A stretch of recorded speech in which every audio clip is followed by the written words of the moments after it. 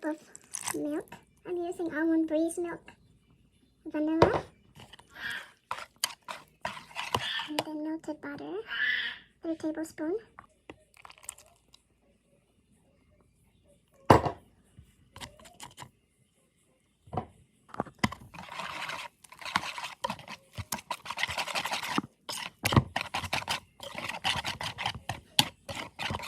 Half a cup of brown sugar. I'm using brown sugar because I don't have the white sugar anymore. You can also use white sugar.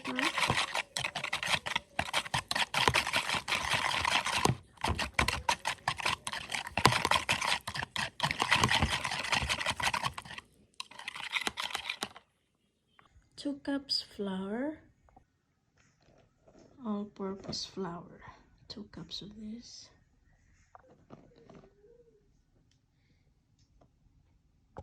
3 teaspoons of baking powder.